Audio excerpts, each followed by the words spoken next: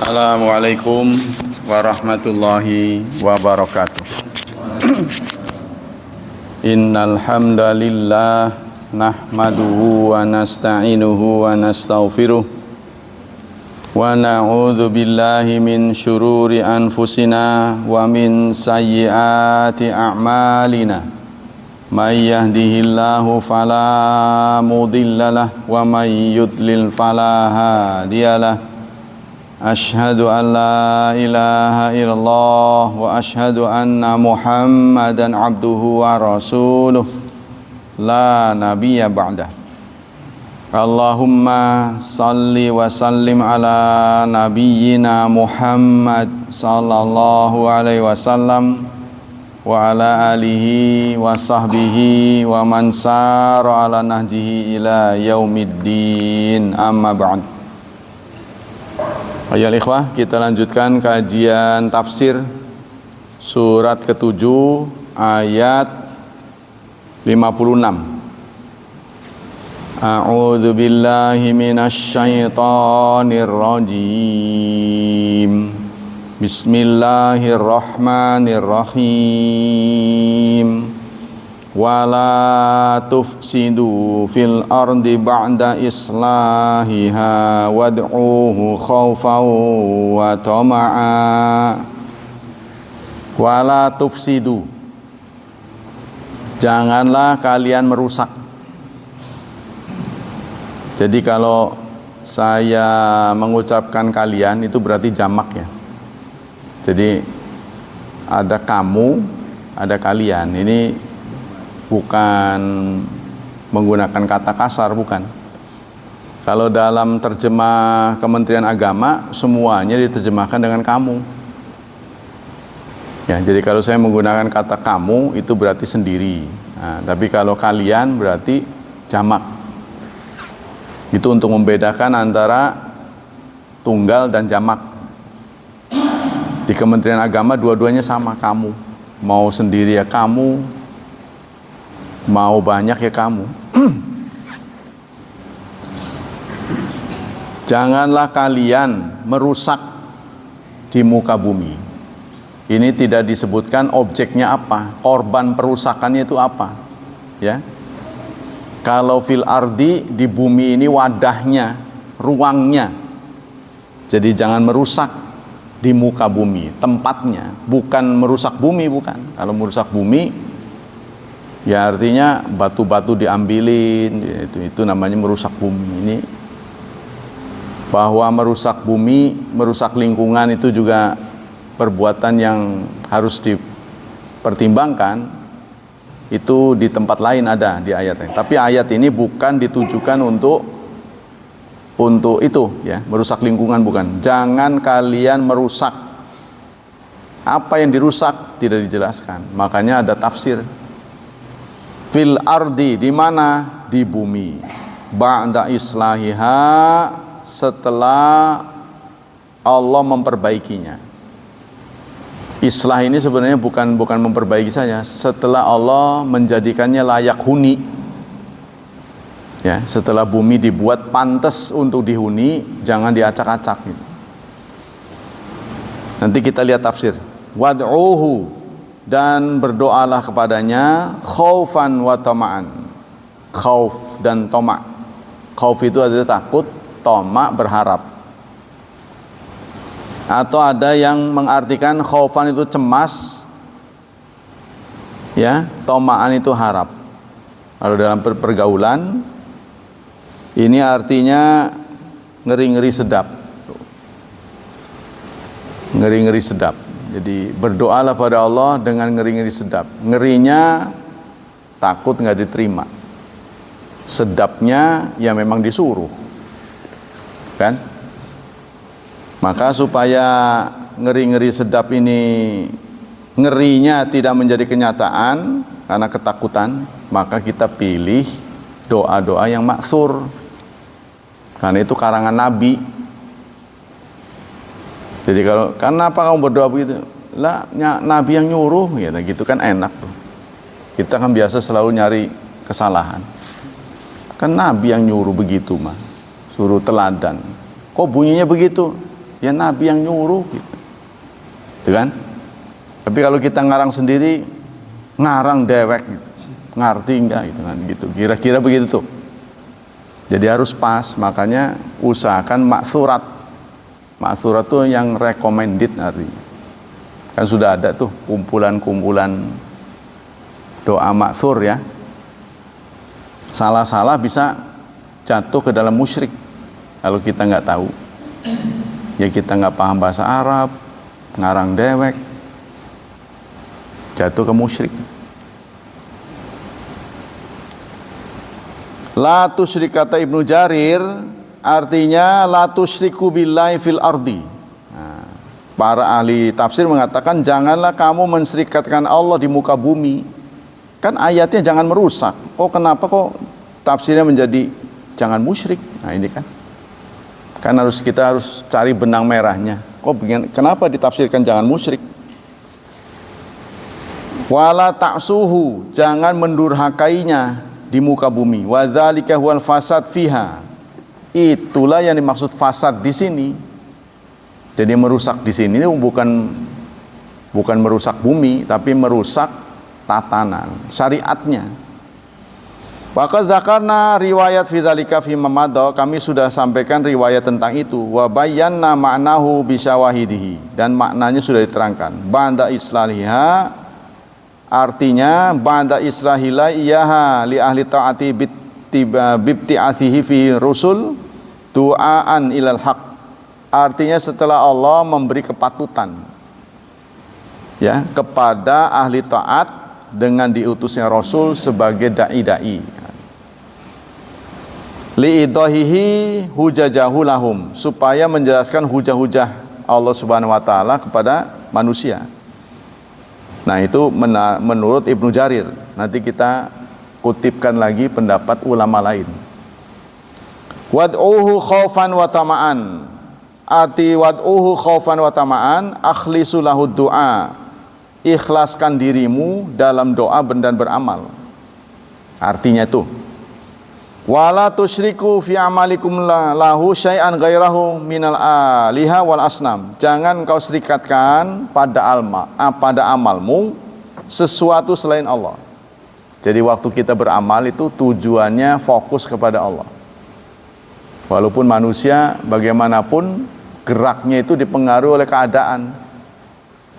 Ya, amalnya itu selalu dipengaruhi oleh keadaan sedang suka, keadaan tidak suka, ya, suasana hatinya sedang nyaman, sedang tidak nyaman, pasti perbuatannya itu berbeda, ya, kadang euforia, itu kan, euforia,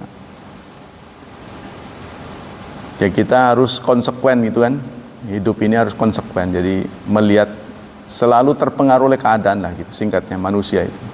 Nah, maka kita diminta dalam ajaran Islam ini fokus kepada Allah.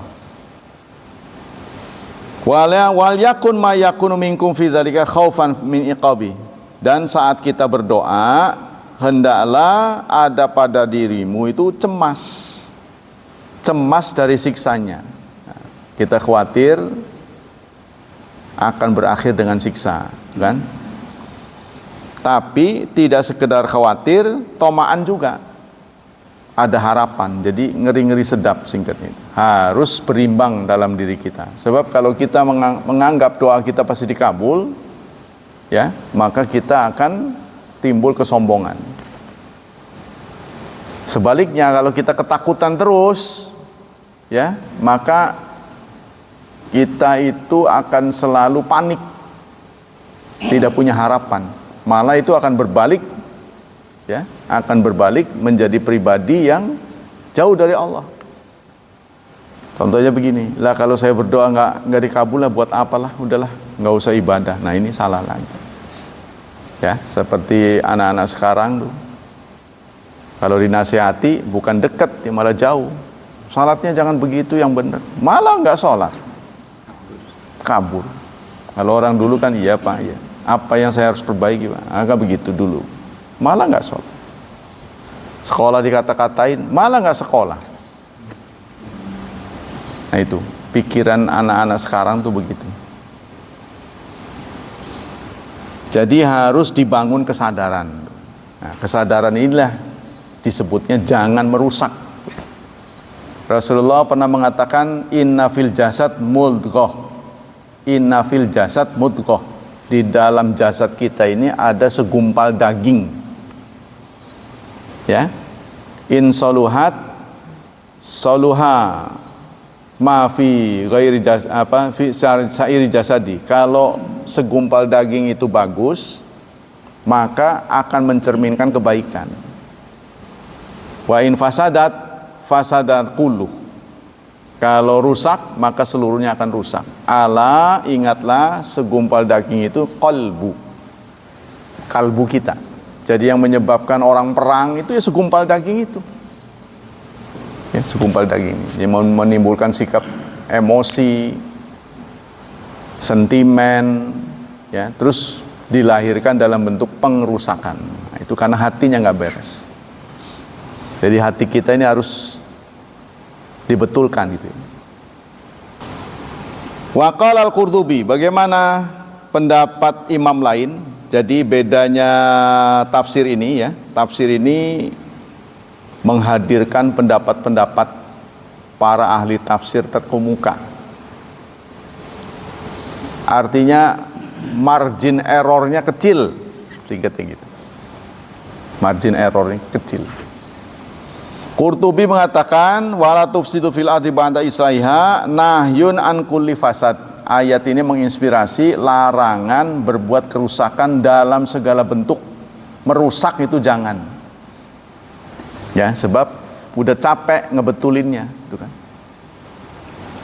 Jadi korbannya sudah terlalu banyak. Nah, janganlah melakukan pengerusakan. Qalla au kasur, baik sedikit ataupun banyak. Nah, seperti kita terlibat narkoba, nggak ada untungnya karena narkoba itu tidak menguatkan tubuh, tidak memberikan nutrisi, malah merusak.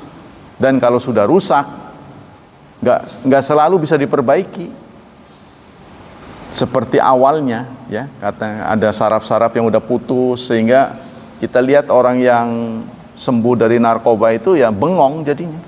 Bengongnya ini nggak bisa dibetulin seumur-umur. Nah ini kan sayang gitu kan. Fahuwa alal umum. Nah, menurut Qurtubi ini ada arti umum. Ala sahih minal aqwal, menurut pendapat yang sahih dari pendapat-pendapat yang ada. Qala Abu Hayyan wa maruwiya fi an mufassirin min ta'yinul ifsad wal islah yang bagi ayyuh maladzalika ala tamtsil. Kata Abu Hayyan, kalau ada tafsir yang menjelaskan itemnya apa yang dirusak itu ini. Nah, itu hanya contoh saja. Ya. Tafsir yang benar adalah ayat ini melarang kita berbuat kerusakan dalam bentuk apapun. Tuh, ya. Makanya kita tidak boleh menjatuhkan pimpinan. Karena kalau kita jatuhkan nanti kerusakannya lebih hebat, ngamuk gitu. Wa maruwiyanil mufassirin, jadi menentukan bentuk kerusakannya apa, poinnya apa, nah itu hanya pengembangan ahli tafsir. Tidak ada dalil dari Rasulullah sallallahu alaihi wasallam. Yang bagi ayyumala iddi'au takhsisin min syai'in min dzalika la dalil alaihi, karena menentukan sesuatu dari kerusakan yang dilarang ini itu tidak ada dalilnya. Nah, ini kata Abu Hayyan ya. Kadzulmi ba'dal adli, contohnya zalim, menentukan zalim. Rusak itu zalim gitu. Atau kufur ba'da iman, atau maksiat fayumsikul matar. Ya. Atau dengan maksiat maka Allah akan menahan kemakmuran. Kemakmuran itu akan ditahan oleh Allah kalau maksiat merajalela. Wa yurikul hatha ba'da islahiha, dan Allah menghancurkan pertanian setelah pertanian itu bagus. Itu bisa terjadi karena maksiat gitu. Maksudnya gagal panen, kenaikan harga, nah, itu ditentukan oleh maksiat juga gitu. Nggak ada yang bisa menahannya. Pendapat selanjutnya pendapat dari Syekhul Islam Ibnu Taimiyah, "Wadda'i ila ghairi ta'atillah ba'da islahya yaha yab'atsu rusul wa bayan syariat wa du'a ila ta'atillah mufsid." Para dai, nah, ya dai provokator istilahnya. Dai itu kan provokator sebenarnya. Ya kan?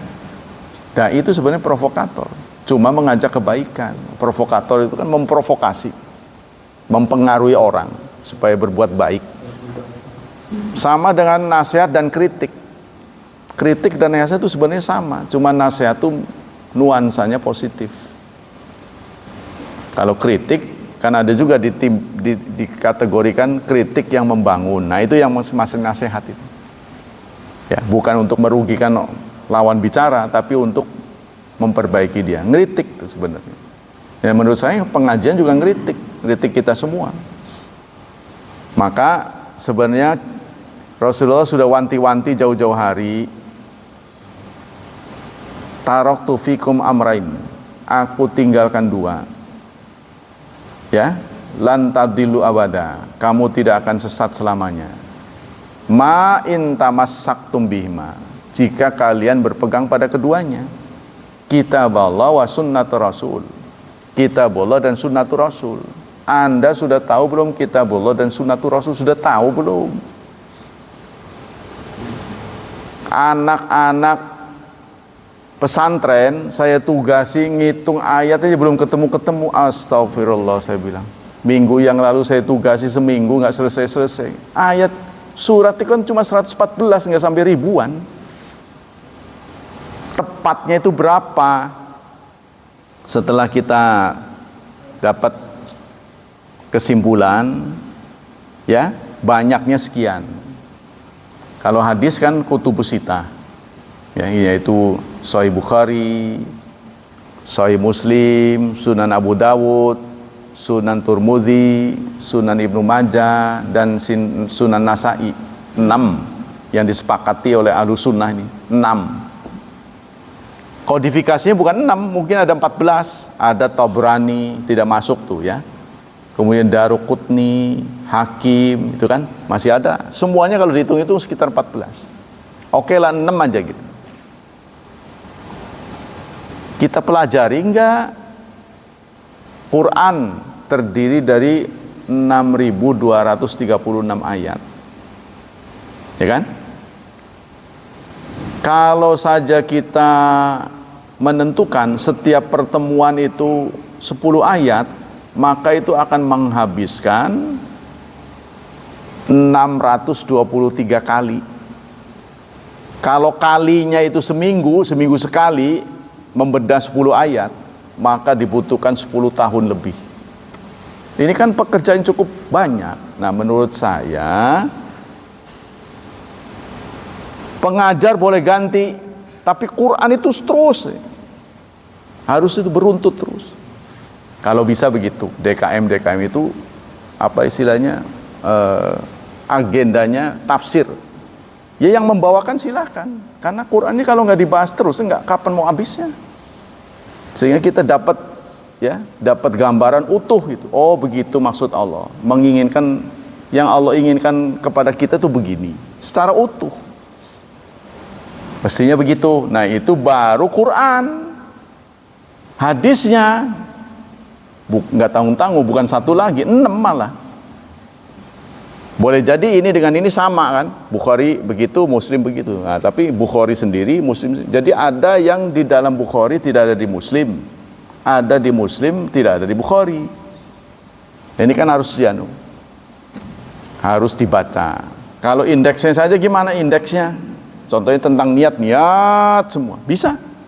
Jumlahnya 22 jilid. Mengerikan kan? Nah, ini. Nah itu yang saya tahu lah, ya nggak banyak tahu, tapi yang sedikit tahu ini resah begini ini. Apalagi umat Islam itu mendatangkan orang nggak tahu judulnya apa yang dibahas itu. Nanti datengin lagi judulnya sama, masalahnya sama. Tapi yang dia minta itu ketawa ketiwi, pulang aja. Materinya apa gitu? Yang bermanfaat untuk jamaah ini apa? Nggak ngerti. Jadi seumur-umur ngaji ya gitu-gitu aja. Nah, ini yang diresahkan oleh kita. Jadi nggak dapat gambaran utuh.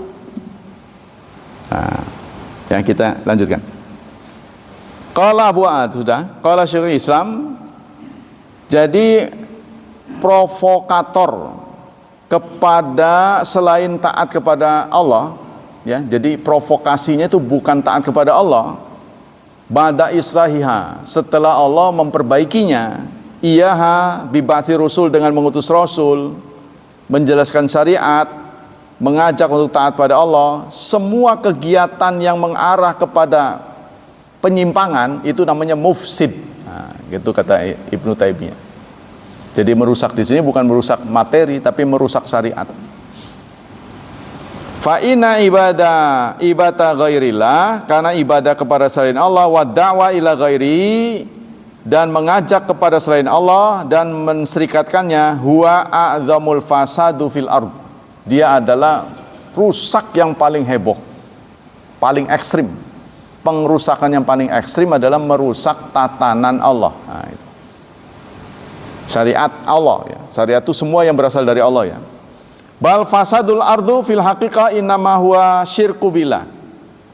Bahkan kata Ibnu Taimiyah, kerusakan bumi hakikatnya adalah syirik kepada Allah. Ya, tadi saya sebutkan bahwa pengerusakan ini diawali dari rusaknya hati dalam memahami, ya, memahami dunia itu dia salah, mengeksplorasi habis-habisan. Loh, nanti kalau habis anak sampean, cucu sampean makan apa? Kan harus diirit lah, kan gitu kan? Kita eksplorasi. Nah, sudah kejadian pada Indonesia, minyaknya dijual, jual. Akhirnya kita sendiri ekspor, impor kita. Kita tidak lagi masuk ke dalam OPEC. Ya, karena kita butuh duit persoalannya. Seharusnya ini kalau nggak digali ini kan tetap ada, awet. Nah, kita juga begitu, habis-habisan. Nikel habis-habisan. Timah habis-habisan. Akhirnya habis tuh. Yang di sana itu. Yang di mana itu? Iya, jadi kesini dia. Kotanya kayak kota mati katanya. Kota yang dulu ditampilkan Laskar Pelangi itu, iya, Bangka. Sekarang katanya kan dulu kotanya hidup tuh karena eksplorasi timah tuh. Sekarang udah habis, ya. Tinggallah tempat-tempat sisanya itu, gerong-gerong gitu. Sekarang ini. Jadi kayak kota mati katanya. Di Bangka itu. Tahu orang Bangkanya itu yang bisa menjadi saksi bagaimana keadaannya. Sama dengan inilah Lingkar Selatan. Sekarang pasirnya dihabisin tuh. Terus dikeduk. Lah akhirnya rapuh kan, bawahnya diambilin tuh. Rapuh, nanti bisa longsor. Kan udah pernah terjadi. Ambles. Ya kan? Di tempat tertentu ambles. Nah itu. Jadi kalau mengeksplorasi besar-besaran, tidak memperhatikan lingkungan, wah itu akan menyebabkan kerusakan. Saya juga pernah menyaksikan sih pengambilan batu. Sebenarnya sih amdalnya itu benar, Pak. Jadi harus dikembalikan lagi, diuruk lagi gitu. Ya kan? Ada kewajiban nguruk lagi kalau sudah digerongin gitu tuh. Ini harus wajib digerung, diperbaiki lagi. Dan itu diberi uangnya. Oleh pengusaha diberi uangnya. Tapi nggak dikerjain. Yang mendapat perintah ngeratain itu bagi duit tuh. Jadi mereka tinggalkan daerah ini begitu. Sama-sama dapat duit, itu akhirnya rakyat yang nggak tahu menau mendapat korbannya. Jadi ada yang tenggelam di situ tuh. Dikiranya air biasa, ngetunya dalam. Ada yang sampai 50 meter, dikiranya biasa aja. Banyak yang korban, orang situ nggak tahu apa-apa. Mending kalau dijadikan tempat wisata, ya, tempat ikan tak apa itu mending. Nah, itu yang terjadi. Wa man tadabbara ahwala alam wajada kullu salah fil ardi fasabawu tauhidullah. Kata Ibnu Taimiyah, barang siapa yang merenung, memikirkan kondisi alam ini, maka dia akan mendapat kesimpulan kulla salah, setiap kesalehan di muka bumi, perbaikannya, Sebabnya itu adalah tauhidullah wa ibadatu. Sebabnya tauhid pada Allah. Jadi banyak orang mengatakan penyebab orang Islam itu galak karena terlalu dalam belajar Islam. Ada yang ngomong gitu, maka dibahasakannya dengan ekstrim, radikal. Radikal itu kan radik, ke akarnya. Nah ini pendapat yang salah. Justru yang bisa radikal itu orang yang nggak dalam, nggak ngerti. Jadi melihat tubuh orang itu wajahnya doang, tidak utuh. Jadi justru harus dalam. Karena dalam kan orang Islam tuh dilarang merusak lingkungan aja nggak boleh, nembak burung kalau buat iseng-iseng aja nggak boleh kan, apalagi membunuh orang. Burung aja nggak boleh kalau bukan untuk dimanfaatkan. Tanaman, kalau kita sudah mau nanam tanaman hias, kita punya komitmen untuk merawatnya. Jangan istilahnya kumat-kumatan, lagi demen pelihara. Anda tuh ada konsekuensinya. Membiarkan tanaman nggak minum sehingga kering, itu ada konsekuensinya nanti. Jadi begitu juga apalagi yang punya nyawa, yang bernyawa. Kan ada hadis tuh. Ada seorang wanita masuk neraka bihirotin karena seekor kucing habisatha yang dia tahan dikurung sehingga dia nggak bisa makan. Nah itu hanya satu nyawa seekor kucing, apalagi nyawa manusia. Tidak boleh. Kenapa orang berbuat begitu? Itu tadi kalap, panik. Nah ini harus diberesin hatinya.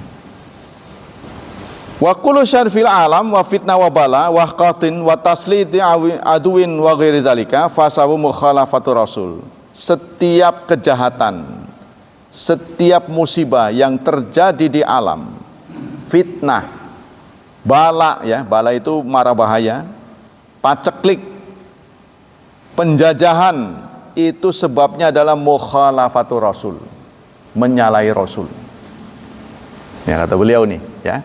Kata ini penulis buku ini. Penyebabnya itu adalah maksiat. Wa da'wa ila ghairillah, dan berseru berdakwah kepada selain Allah, mengajak orang supaya tidak mentauhidkan Allah. Itu penyebab kerusakan.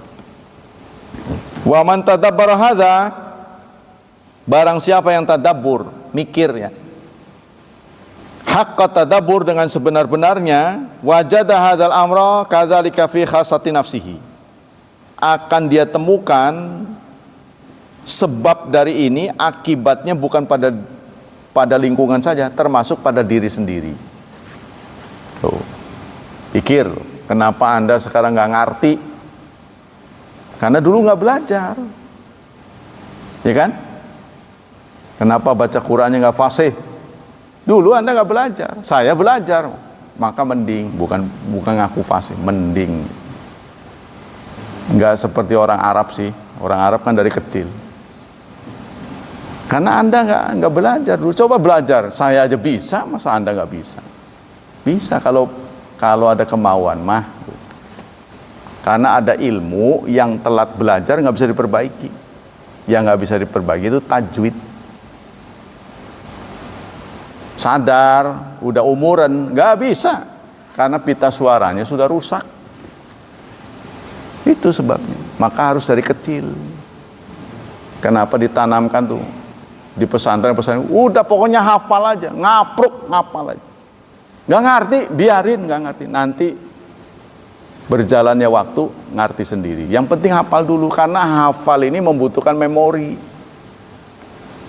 Al ilmu at-ta'alum itu disebutkan orang yang belajar di masa kecil itu seperti melukis di atas batu. Yang belajar di masa sudah umur seperti melukis di atas air. Hilang maning. Hafal 2 lupa 5, tekor itu Pak. Hafal 2 lupa 5. Nah, tapi kalau anak-anak cepat, ingetannya cepat. Apa yang menyebabkan kita ini, anak-anak kita ini nggak hafal-hafal? Gangguan, saudara. Gangguan dari keluarganya.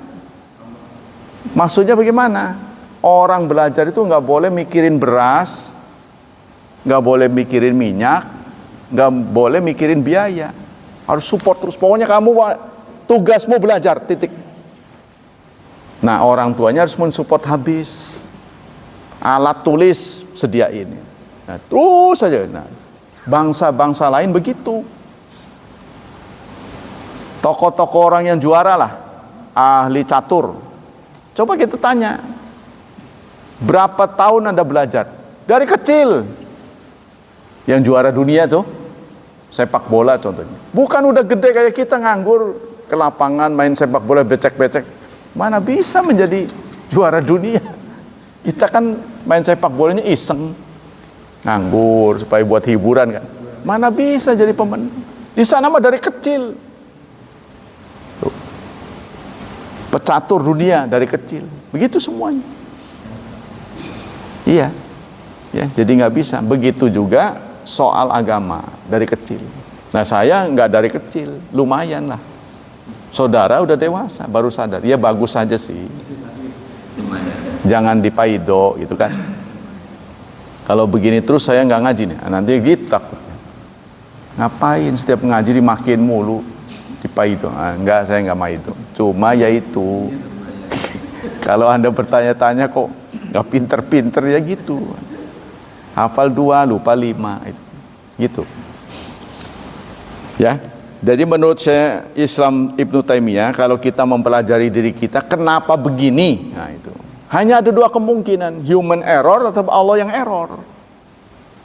Yang salah ini kita apa Allah? Nah, kebanyakan kita penyebabnya. Inilah pilihan kita. Jadi memang tidak terlalu mudah ya. Dalam mencapai cita-cita itu ada gangguan demi gangguan. Maka usahakanlah rumah tangga kita stabil. Pada rumah tangga yang broken, sulit, anak-anak itu kan kepikiran terus. Ya, dia lagi belajar mikirin rumah, mikirin itu jadi nggak khusyuk, nggak fokus. Wad'uhu khaufa wa tama'a, dan serulah Allah dengan khauf dan tama'. Innama dzakara amra bidu'a lima dzukira ma'ahu minal khauf wa tama' fal amru awalan bidu'ahi. Allah pada ayat pertama menyebutkan dengan perintah ya, tadarruan wa khufyah kan kemarin itu.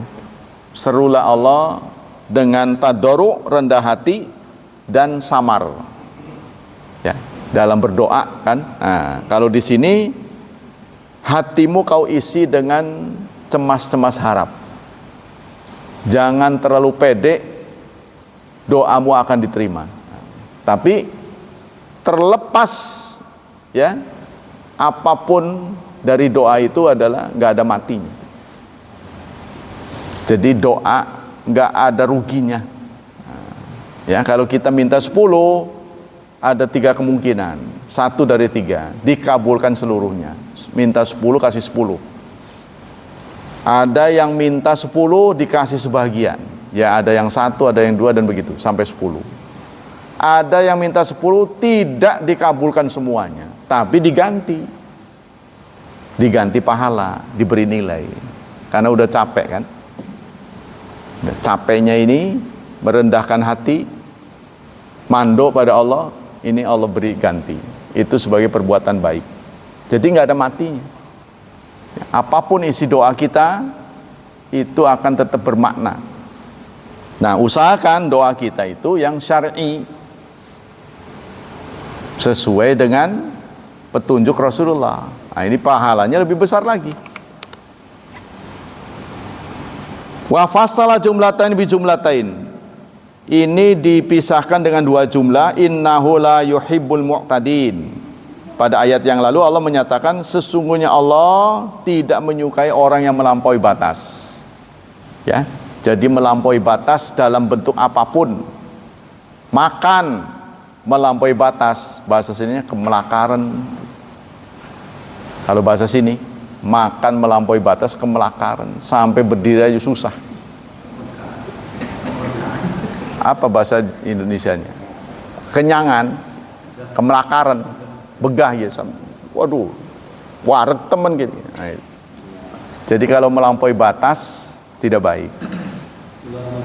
Perut kosong melampaui batas sama juga tidak bagus. Jadi yang benar adalah butuh makan gitu.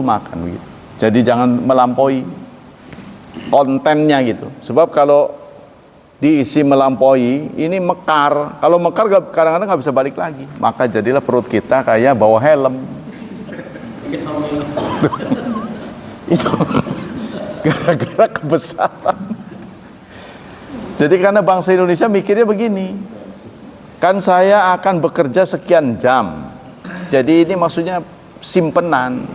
Gitu kan. Kalau orang bule nggak begitu, dia makan secukupnya, nanti lapar makan ini. Enak dia mah. Begitu lapar ada, kita belum tentu ada. Mumpung ada jadi. Itu akibatnya itu. Kalau saya pelajari ya. Saya kan suka nagih-nagih dulu tuh ke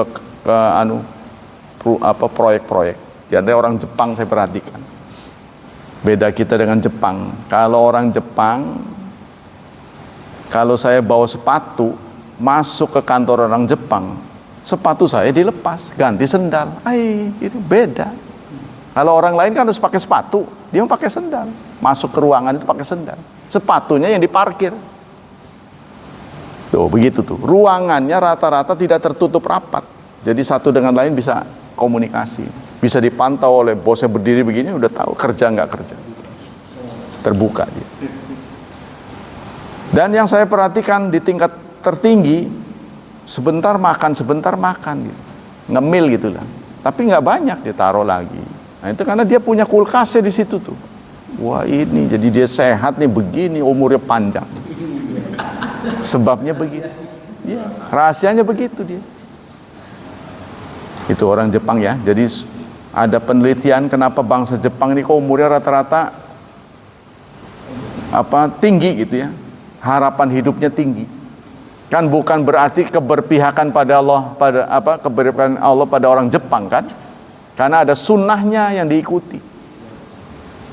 Yaitu mereka begitu. Jadi apa yang dimakan itu diteliti sama dia.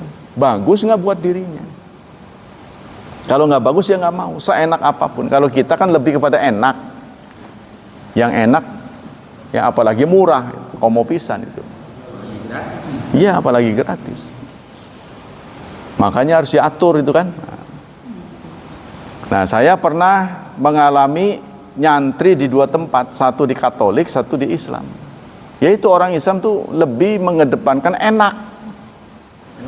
enaknya. Kalau orang sana sedikit tapi bernutrisi.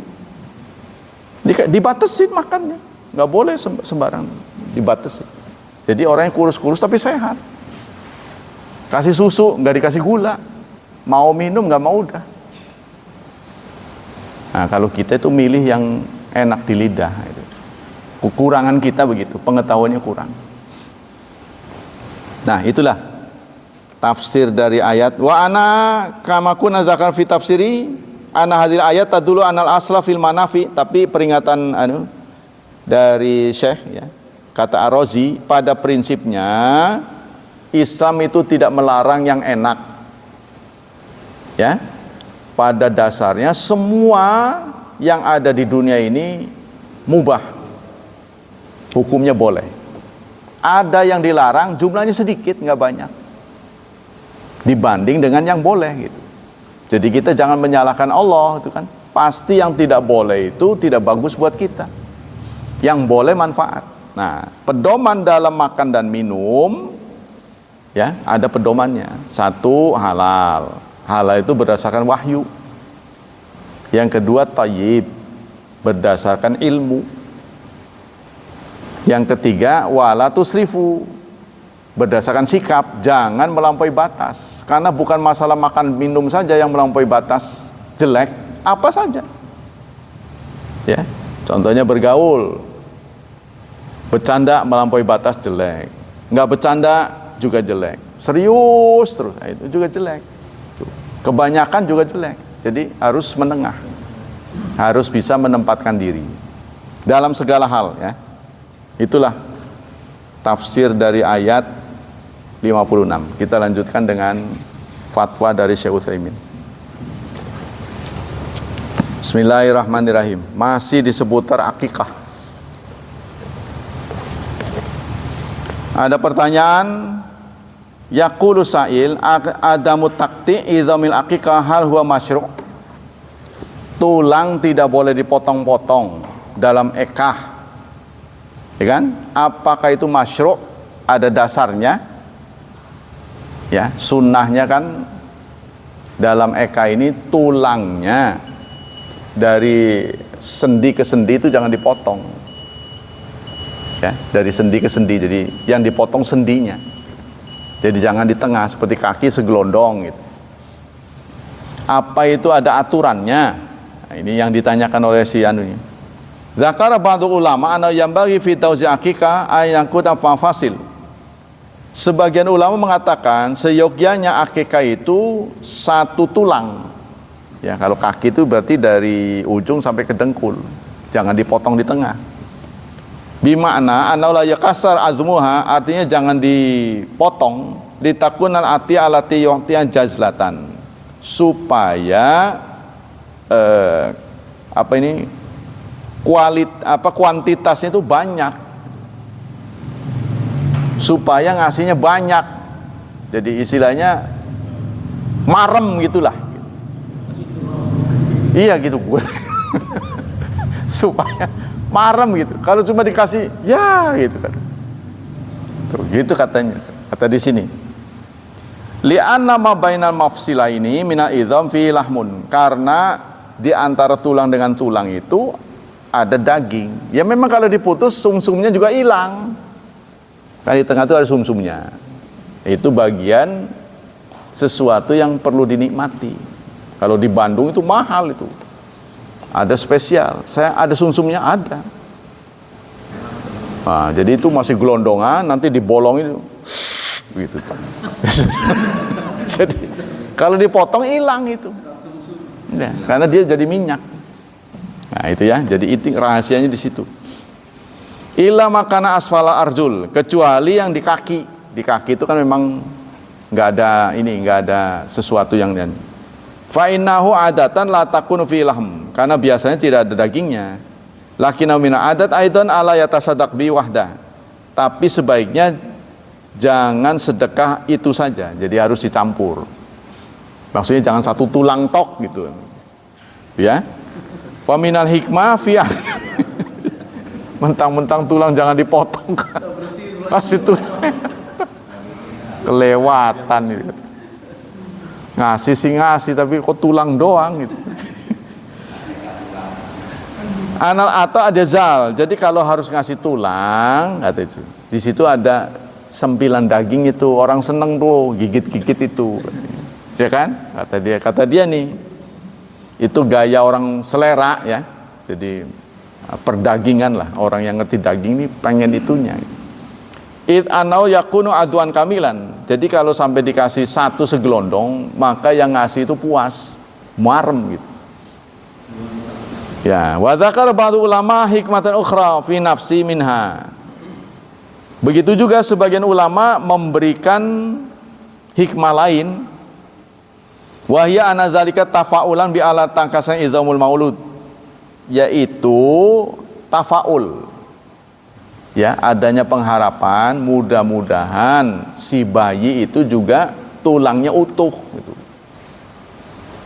Itu tuh, jangan sampai ada bencana yang menyebabkan tulangnya patah gitu. Sampai gedenya nanti mudah-mudahan tetap utuh gitu.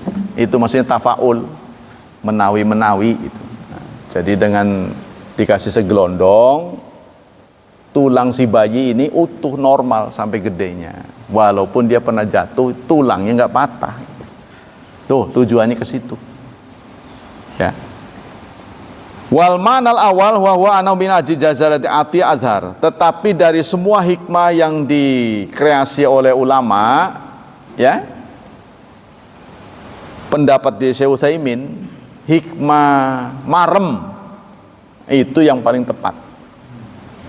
Jadi bukan karena ini supaya tulangnya utuh, bukan. Kalau menurut beliau, yang menurut saya yang paling cocok ini karena marem, kepuasan dari yang diberi. Waduh, gede sama alhamdulillah, segelondong, gitu tuh. Kayak gitu ya. Wa akrab walakin ma'dzalika law qusira idzam fala ba'sa. Bagaimana kalau dipotong juga, dipotong kecil-kecil, apa hukum akikahnya? Fala ba'sa. Tidak ada masalah, karena memang tidak ada dasar dari Nabi.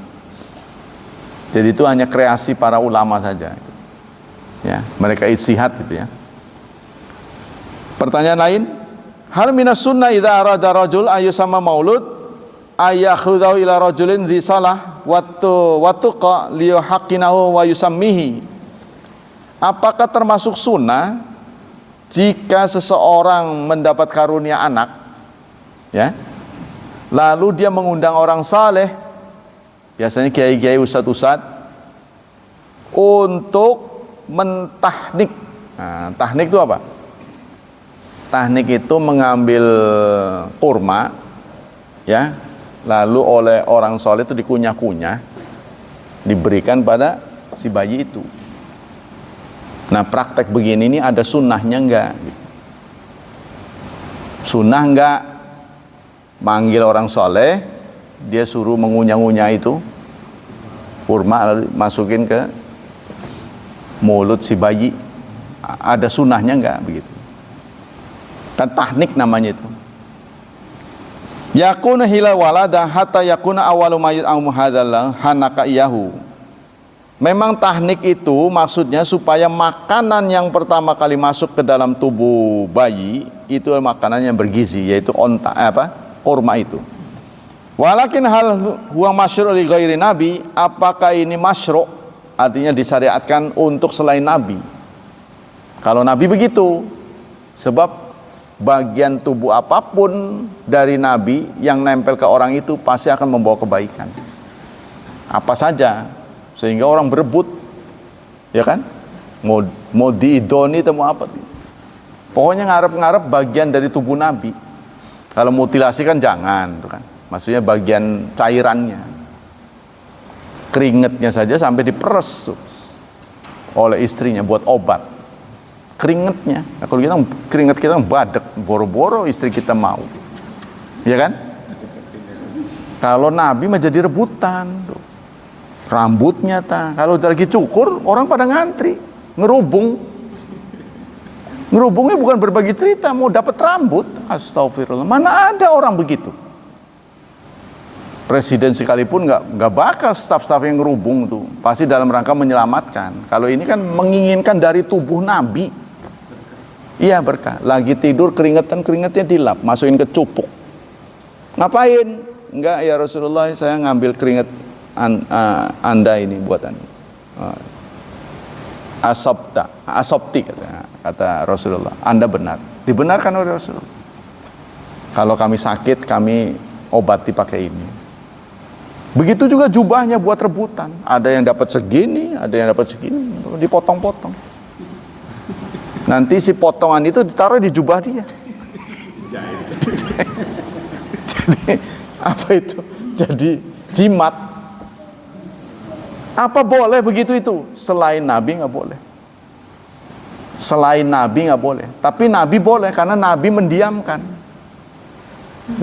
Jadi ada sahabat tuh yang kalau sakit dia sengaja mencari itu. Potongan mana? Dipakai. Kalau ada jaket potongan dari kain Nabi dipakai. Makanya pada rebutan. Kan ada yang Rasulullah, orang minta ya, sahabat, ya Rasulullah, itu bagus ini sorban, minta dong. Rasulullah berikan. Rasulullah nggak marah, malah yang ngasih yang marah. Sampean tuh kurang ngajar itu. Saya itu udah capek-capek nyulam. Ini cita-citanya supaya dipakai Nabi. Sampean ambil. Udah tahu Nabi kalau diminta pasti nggak nolak. Sampean juga nggak ngerti saya. Kata yang minta. Apa sampean kira saya nggak kebeli? Lebih dari itu saya beli, cuma saya kepengen yang dipakai Nabi. Tuh, jadi pada berebut. Nih, Nabi kalau nggak telanjang dia akan berikan apapun yang diminta. Ya, jadi orang pemimpin tuh begitu. Apapun yang nempel di tubuhnya itu diinginkan. Karena dia kepengen supaya saya seperti Anda. Gitu. Nah, kita lanjut. Famina ulama qal at-tahnik khasun bi rasul. Ada ulama yang mengatakan tahnik itu khusus untuk Rasul. Ya, tahnik itu begitu. Susah ngomong ya. Jadi dia mengunyah-ngunyah iya, kan nggak mungkin korma langsung ditek, nggak mungkin. Dikunyah dulu. Nah, ini Rasulullah pernah mencontohkan itu. Tapi ini apakah patut diteladani? Ya, gantinya adalah ulama. Kan ulama gigit-gigit yang dia kasihkan, nyunah enggak begitu. Nah, kata ulama mengatakan ini khusus untuk Rasul yang begitu. Sama dengan ini naro pelepah kurma di atas kuburan. Kan Nabi pernah lewat, lalu beliau mengatakan 2 penghuni kubur ini sedang disiksa. Ya, bukan masalah yang besar, masalah sepele. Yang satu kencingnya nggak bersih, yang satu tukang adu domba, provokator. Katanya itu. Lalu Rasulullah mengambil pelepah kurma, ditaruhlah di atas kuburan. Ini kan banyak sekarang yang begitu kan. Nah, ini nyunah apa enggak? Ulama berbeda pendapat. Itu mah khusus untuk Nabi. Tidak berlaku buat kita. Sebab mau ditaruh pelepah atau enggak tetap aja kalau disiksa mah disiksa aja. Nah, tapi Nabi mengatakan insya Allah ini tidak akan disiksa sampai pelepah ini kering. Sampai kering katanya. Dicekasilah, dicontoh oleh kita nabur bunga. Ya, dari nabinya nggak ada itu kecuali itu tadi pelepah kurma, nabur bunga itu nggak ada. Terus disebor air itu supaya basah, pikirannya supaya basah. Nggak ada ngaruh gitu. Karena dunianya sudah berbeda. Ya kalau ngaruh mah udah pasang AC lah. Pasang AC dibawain handphone. Apa kabar? Enak matinya kayak begitu. Tapi ada juga yang segila itu. Yaitu umat Buddha. Umat Buddha itu ada yang berkreasi naruh HP. Jadi apa yang dulu dia senang di dunia, contohnya dia senang pakai batik, akan dibatikin. Anunya tuh, jenazahnya. Dia dulunya senang HP, taruh HP, walaupun HP-nya HP bohongan. Tapi ada juga yang nekat pakai HP beneran. Nah, tapi kan orang bertanya, lu ngasih HP, komunikasinya emang pakai apa? Taruhlah itu starter kitnya, kartu perdananya, gitu kan? Beli dia kartu perdana, nomor cantik. Tapi ada yang berlanjut, lu mengasih HP sama nomor, ntar ngisi kuotanya sama siapa? Iya, nomornya berapa? Buat apa? Ya ini buat naruh. Jangan. Pada nggak mau. Iya, maksudnya operator nih, si tukang HP ini dicantumkan buat jenazah nggak mau dia. Halo, kuota saya habis. Yang minta orang yang sudah mati kan ngegilani gitu. Pada nggak mau. Nah itu betul-betul terjadi sudah. Ya di kalangan agama lain supaya dia mewah, dia bikin rumah. Ya rumah-rumahan sih. Nanti rumah ini dibakar. Jadi dianggapnya transfer. Uangnya juga begitu. Uang dari kertas kan Anda suka lihat tuh. Orang Buddha dibakar. Ada yang warnanya emas, ada yang perak. Termasuk ibu saya begitu. Petinya itu diplesekin uang. Kan ada sela-selanya itu. Ya uang-uang kertas itu. Saya yang ngelihat tuh ketawa, tapi saya nggak, suasana sedih jangan ketawa, nahan saya jadi maling ke sana. Nah itu waktu mau ditutup diketok-ketok gitu. Oleh rohaniwannya, dipanggil, namanya dipanggil, nih anakmu 1, 2, nama saya nggak disebut. Memang ini kan bid'ah, Tapi soal pengakuan ini penting. Kok saya nggak disebut? Saya kan anaknya. Saya ini anaknya. Si pendeta itu bingung. Nah, untuk kedua kalinya diulang, nama saya disebut. Ya, sebenarnya saya sih bukan ngerjain aja. Nggak ada gunanya. Cuma kok ya saya nggak diaku, enak aja. Biar beda agama juga tetap anak. Iya, karena itu waktu memberi sambutan, saya balas itu. Jangan pernah di antara saudara-saudara yang memisahkan ibu dan anak. Saya ini yang ngomong ini anak dia. Waktu dia hidup, saya tidak pernah bermasalah dengan beliau. Tetap baik-baik, bergaul baik. Dan beliau mengakui, saya ini anaknya. Jadi jangan pernah dipisahkan. Saya ini anak beliau. Maka pendeta rohaniwan berikutnya ngomong, benar yang dikatakan saya, menunjukkan benar. Jadi keturunan itu nggak bisa dipisahin. Hanya karena beda agama. Nah itulah hadirin, hafidhani wa hafidhakumullah, waktu kita sudah habis. Ada pertanyaan sebelum kita tutup? Ya. Dari tafsir tadi, tafsir Ibnu Taimiyah, merusak yang paling ekstrim adalah tatanan Allah atau syariat. Ya. Bagaimana dengan tatanan kita termasuknya merusak atau? Iya, kita merusak. Jadi sama sistem, yang namanya sistem itu kan kayak motor. Sistem itu kayak motor. Motor itu kan menjadi satu karena terdiri dari suku cadang. Coba Anda tanya, suku cadang mana yang paling penting dan yang paling tidak penting? Kan tidak ada kan? Walaupun pentil harganya rendah, tapi kalau nggak ada dia nggak bisa jalan loh. Cabut pentilnya mana bisa jalan? Ya kan? Bensin penting, tapi kalau nggak ada kerangkanya, nggak ada rodanya, mana bisa jalan. Jadi semuanya itu penting. Nah begitu juga, sejauh mana yang kita sudah jalankan, maka sejauh itulah produksinya. Contohnya kita nggak ada pentilnya, bisa sih jalan, tapi terseok-seok kan. Nah begitulah di Indonesia. Kalau sudah ditawarkan syariat nggak mau, yaitu pilihan Anda. Berarti Anda nggak mau pol. Nanti produksinya juga nggak pol. Kan Allah menyatakan polnya itu begini. Walau anna ahlal qura amanu wattaqau, seandainya penduduk negeri beriman dan bertakwa, la fatahna alaihim barakatim minas sama, akan kami buka keberkahan langit dan bumi. Walakin kadzabu, sayang mereka nggak percaya.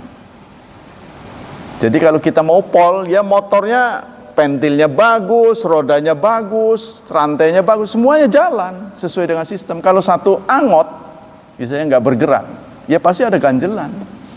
Nah begitulah di Indonesia. Cuma yang kita harus cermati, nggak boleh dipaksa. Kita boleh berpendapat begitu, tapi kita nggak boleh maksa, itu kan? Ya sudah dapatnya begini. Dan ini sudah Allah izinkan. Kalau tidak diizinkan tidak akan terjadi. Cuma izin itu nggak selalu ridho. Semua yang ada di dunia ini sudah diizinkan. Jadi kalau terjadi berarti sudah izin Allah. Cuma izin Allah itu belum tentu ridho. Nah yang penting kita cari yang ridho. Pasti Allah tidak ridho kondisi kita begini. Ya seperti inilah, jangankan Allah, sudah digelar yang benar yang mana, orang sudah tahu. Semua tahu, tapi dia nggak milih yang benar. Itu kan konsekuensinya dia udah tahu. Ya kan? Milih yang gak, pengusaha sekalipun yang mendukung nggak benar, dia tahu yang benar itu. Tahu dia, tapi ntar bisnis saya gimana?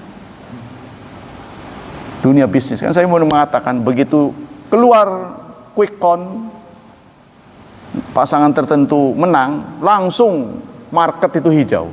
Tadinya merah. Berarti dunia bisnis ini mendukung keberlangsungan. Kan ada yang kagol, pabriknya baru separoh, nanti ganti orang bisa ditutup ini. Nah dia takut. Wah, ternyata terus ya gelontorin lagi, makanya hijau. Begitulah masyarakat kita, jadi nggak bisa dipaksa. Tapi menjadi cermin bahwa orang yang sadar itulah yang jumlah sedikit. Udah ya? Demikian kajian pagi ini, semoga menambah wawasan kita dan kita menjadi sadar, serta semoga Allah memberikan pahala yang berlipat ganda. Semoga Allah tetap melindungi dan menyelamatkan kita dari perpecahan, dari wabah dan fitnah, dari syubhat dan syahwat. Secara khusus kita juga mohon kepada Allah Subhanahu wa taala untuk anak-anak kita, semoga dimudahkan, dipenuhi berkah serta dibimbing menjadi hamba Allah yang saleh dan salihat. Subhanakallah wa bihamdik asyhadu an la ilaha illa anta astaghfiruka wa atubu ilaik. Wassalamualaikum warahmatullahi wabarakatuh.